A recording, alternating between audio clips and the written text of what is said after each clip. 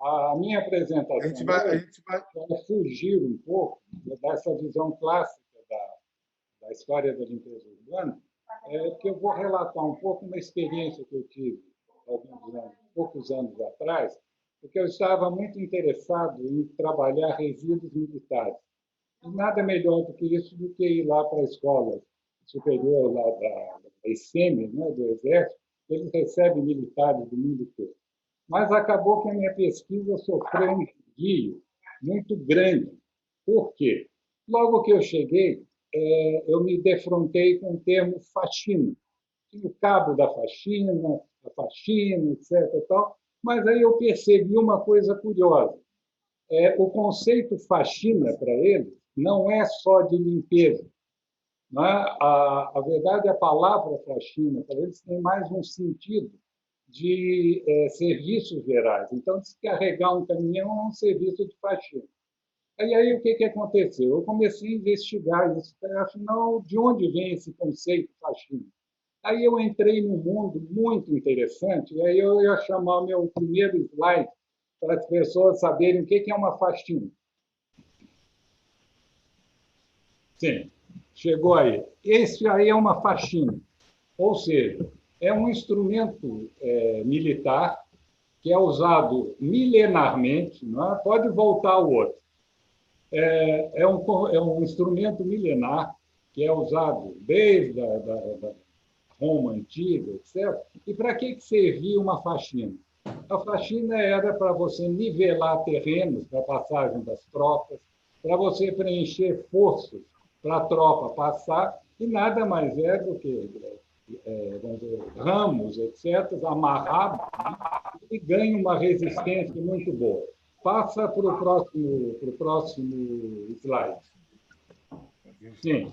Então, as faxinas foram usadas até, pelo menos, a Primeira Guerra Mundial em trincheiras. Aí vocês veem na imagem as faxinas sendo usadas, não é? Como proteção, elas conseguem segurar algum tipo de explosivo e assim por diante. Então, a faxina teve um uso, pelo menos, por 2.000 anos. Não é? E quem fazia essa faxina, logicamente, eram os faxineiros. E eles até tinham um facão, né, chamado faca da faxina, que nada mais é que o nosso facão de mato, que a gente usa atualmente. Mas vamos adiante, mais um. Mas o próximo. Lógico que a faxina evoluiu. Né? Aí você já tem uma faxina que você tem pedras dentro, você tem areias dentro, para fortalecer a faxina. Então, vocês vão pensar, mas o que tem a ver isso com lixo? Isso nós vamos tentar mostrar à frente. Mas o próximo. Aí é uma imagem, não é, de um acampamento da Guerra do Paraguai, que vocês veem ali no meio uma quantidade enorme de faxina, até para que vocês possam aquilatar como que era importante o uso desse instrumento nos campos de batalha. Adiante. Aí vem aquilo que me interessa. Não é? Se vocês olharem as vassouras antigas, que vieram até o século XX, vocês vão notar que, no fundo, uma vassoura antiga é uma faxina com as pontas soltas. Não é? Então, o princípio da vassoura, que tem toda a ver com a limpeza urbana, tem a ver com a faxina. Não é? É a mesma técnica de você construir o objeto. Adiante. Então, a diferença para a faxina, vocês veem que a técnica é a mesma, e é óbvio que a ideia da faxina é a seguinte, que vocês vão ver mais à frente, que está até na moeda americana, de muitos, ou seja, a faxina representa a ideia de que coisas muito frágeis, amarradas, se tornam extremamente resistentes, tanto para a guerra como, por exemplo, aí, para as vassouras viárias. Mostrem o próximo. Sim, aí vocês vão ver que a concepção da vassoura não mudou muito, não é? Desde a Roma antiga, etc., até o início do século XX, Isso aí é limpeza de uma rua do Rio de Janeiro. Então, essa uma das primeiras coisas que eu percebi foi exatamente isso, né? O papel da faxina, o papel da vassoura, etc. E, ao mesmo tempo, a faxina e também a vassoura vão ter componentes simbólicos muito fortes. Mostra o próximo slide. O que é isso aí? É uma faxina com um machadozinho em cima, que era o símbolo de força dos cônsules romanos. E esse símbolo, de alguma forma, vai atravessar os séculos e nós vamos encontrá-lo como símbolo do fascismo, ou seja, a relação da faxina, né?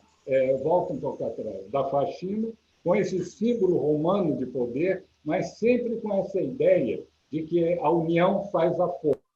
Né? Então, você transfere isso. E, por outro lado, a vassoura também vai ganhar alguns simbolismos paralelos e depois a gente chega discute. Agora mostro outro. Adiante, pode passar o outro. E vocês vão perceber que a faxina vai aparecer, inclusive, em moedas brasileiras. Se vocês olharem ali de R$ 2.000, né, vocês vão ver que em cima ali tem uma faxina. E se olharem essa moeda americana de 43, não só tem a faxina ali, como um machadinho romano. E a frase latina, né, que é clássica até hoje nas moedas americanas, quer dizer basicamente o seguinte: do muito à unidade, dos muitos que formam um só. Então, esse símbolo de poder que se colocou. Adiante. Então, fazendo um parágrafo nessa questão de faxina, etc., a gente percebe que ir para a história é uma maneira também de resgatar certos termos. Hoje, a palavra faxina e faxineiro não tem nada a ver mais com a faxina antiga. E, ao mesmo tempo, você pode fazer uma discussão interessante se a origem das vassouras, a força que você aplica na vassoura clássica, a durabilidade dela, gerou a ideia de faxina ou a faxina gerou a ideia de vassoura. Mas essa é uma forma que a gente tem de voltar ao passado e discutir esses detalhes. Agora, vamos adiante. Por outro lado, é óbvio que nós todos reconhecemos que nas Forças Armadas existe uma preocupação muito grande com limpeza, né? Higiene e com garbo. Né? Garbo aí, num sentido muito amplo, que significa qualidades morais, solidariedade, quer dizer, não é só uma questão de aparência, né? O tema é muito mais amplo. Então, sempre a gente associa os militares a essa ideia de limpeza, etc. E, graças a eles, é que nós tivemos, na Segunda Guerra Mundial, a formulação de um modelo, que é hoje dos aterros sanitários. Os aterros sanitários, quer dizer, segundo a literatura, começam com as Forças Armadas dos Estados Unidos. Adiante. Sim, aí um outro slide, esses slides eu tirei dessa publicação, que era uma publicação para as pessoas que entravam para o Exército na década de 50, o Exército americano. Mas isso está sempre muito presente nessa questão da limpeza. Vamos adiante.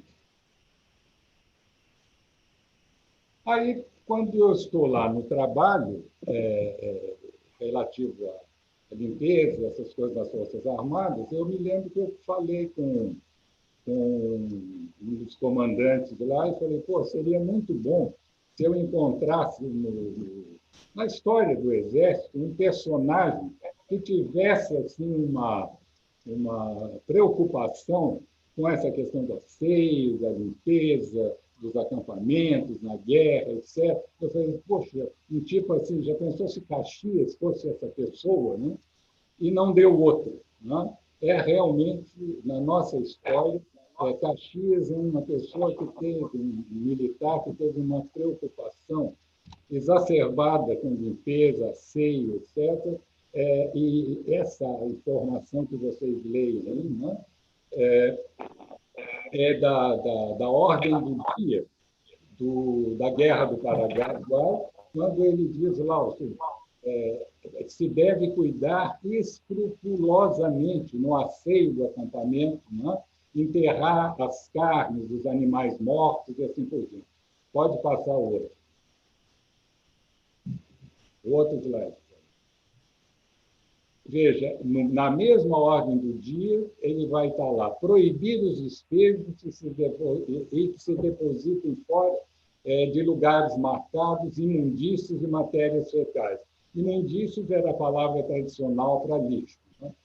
Então, vocês notam que a preocupação dele, quando ele chega na Guerra do Paraguai, e isso ele já tinha demonstrado anteriormente, em outros lugares que ele serviu, havia uma vontade muito forte, muito grande, de que os acampamentos deviam ser muito limpos, os militares muito bem cuidados, etc.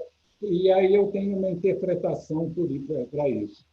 Veja, os militares vivem em dois níveis.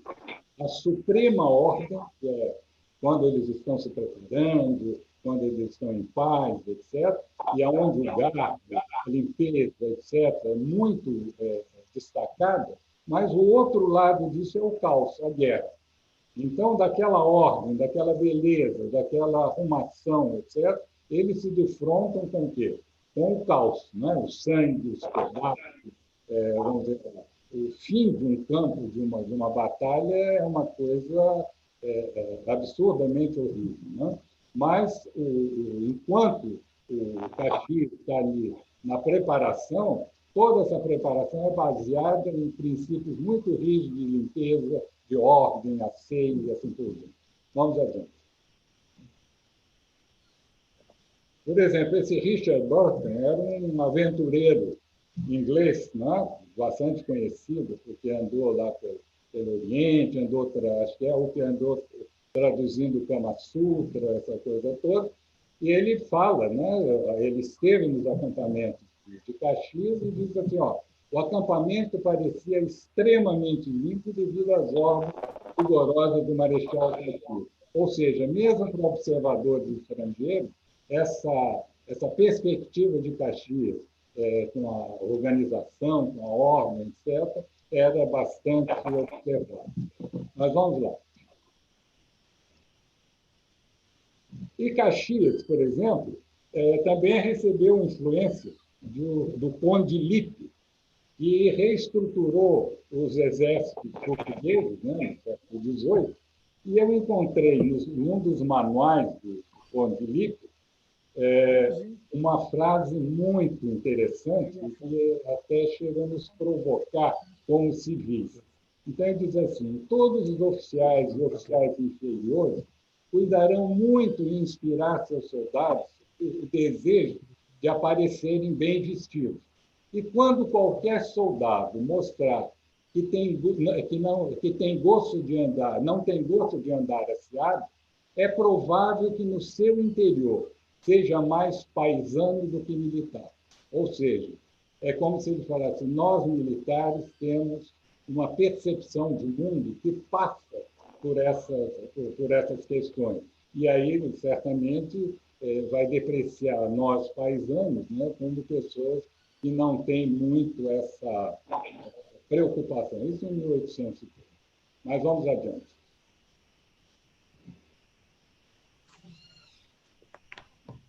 Aqui vem um lado histórico muito interessante. Esse é um detalhe daquele quadro famoso, né, que é a Batalha de Havaí, do Pedro Américo, né, que se encontra aqui no Rio de Janeiro. E esse quadro causou uma polêmica. Logicamente, mais com uma fofoca para produzir um problema para Pedro Américo, mas se vocês notarem bem, Caxias ali está com a farda desabotoada. E se criou um grande problema que foi justamente o quê? A farda desabotoada de Caxias. Então, segundo a tradição, ele teria dito o seguinte, aonde o pintor me viu, ou aonde ele pode imaginar que eu use uma farda desabotoada? Logicamente, do quê?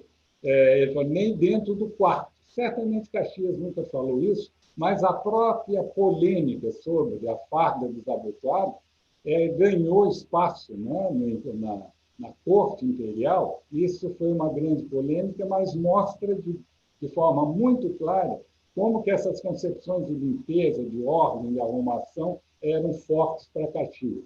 E aí é uma coisa interessante, isso não é mero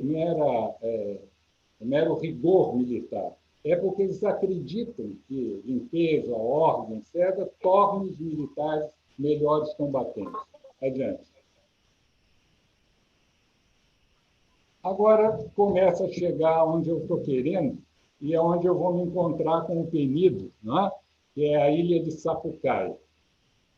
Essa imagem aí é da ilha do Bom Jesus, da Coluna, que fica ali aqui na Baía do Guanabara. E é a imagem de 1868, próxima à inauguração do Asilo dos Inválidos da Pará. Então, um dos grandes dramas do mundo militar é exatamente os resíduos da guerra. E entra aí o resíduo humano, né? Ou seja, o mutilado, o neurótico, etc., que até hoje complicam a vida dos militares. E esse lugar belíssimo, etc., foi montado no Rio de Janeiro, né, numa ilha que já tinha servido como Hospital da Marinha, local de coléricos e tal, mas que, por ironia do destino, né, ou não por ironia do destino, mas por uma forma que nós temos de trabalhar os resíduos de diversas naturezas na sociedade, essa ilha está ligada, né, que você pode atravessá-la a val, como eu falei, ou seja, a pé, com água na canela, e você vai para a ilha de Sapucaia, que a partir de 1860 também foi o quê? O lixão da cidade do Rio de Janeiro. Ou seja, você vai ter, ironicamente, né, na nossa história, uma relação muito simbólica entre os inválidos da pátria e da ilha. Todos os rejeitos da cidade do Rio de Janeiro em outra ilha. Isso durou 70 anos. Você atravessa mais um pouco, você tem o Pontal do Caju, onde você tem o cemitério do Caju. Mais adiante, a Praia dos Lázaros com o Hospital dos Lázaros. Logo depois que a ilha de Sapucaí é encerrada, você tem o aterro do Saudoso, ou seja, um aterro enorme que foi montado ao lado do cemitério. E aí vem um tema que me é muito caro e que eu encontrei nessa ambiência dos meus estudos militares, etc., que é exatamente o que? A noção que eu costumo chamar de áreas malditas, ou seja, as sociedades elas têm produções indesejáveis, né?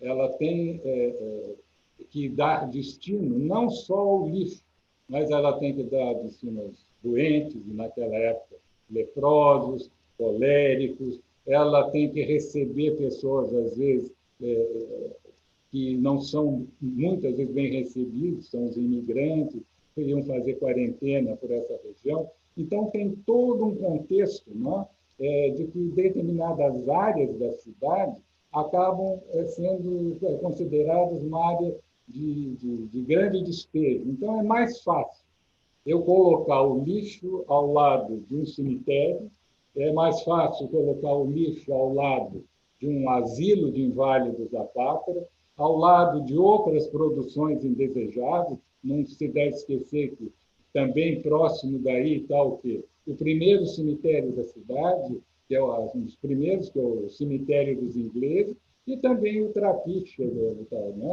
do Porto, onde tinha o Valongo, etc. Ou seja, uma região da cidade que João do Rio sempre chamava atenção, né? As regiões lúgubres da cidade.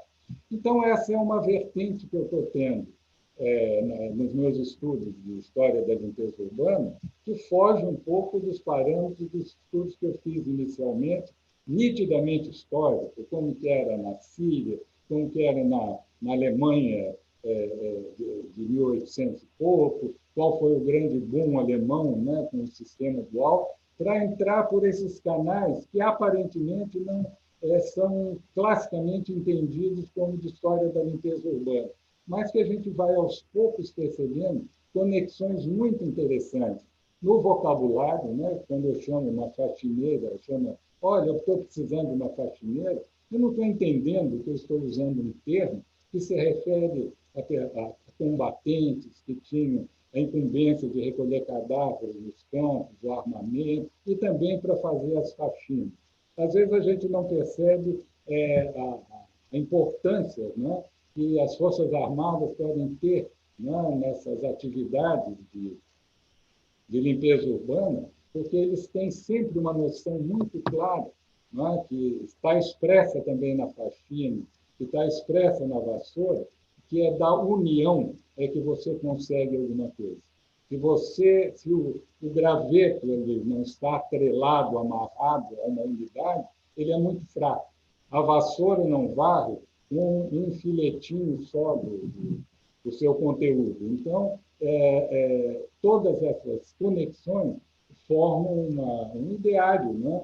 Que eu acho que é importante também, simbolicamente, para quem estuda a história da limpeza urbana. Então, eu ficaria com essa apresentação, mais como uma provocação, né? Fugindo um pouco de um script clássico que eu costumo usar nos meus livros, etc. Mas eu acho que é uma perspectiva muito interessante de estudo que se abre e que ainda dirão bons resultados no que eu estou trabalhando no momento, que é a relação entre os habitantes, os pessoal dos Inválidos da Pátria, os Inválidos da Pátria, e a atividade que existia na Ilha de Sapucaia, de catadores, etc.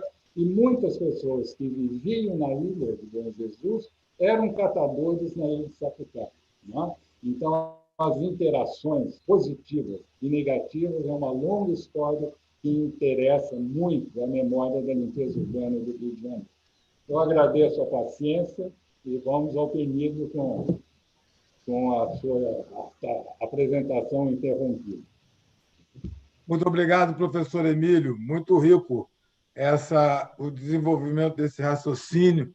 Eu acredito que boa parte do pessoal que está aqui ouvindo a gente, boa parte da população, de uma maneira geral, não faz a ligação entre o termo faxina, né, empregado secularmente aí nos meios militares, com o termo como a gente usa hoje, a faxina.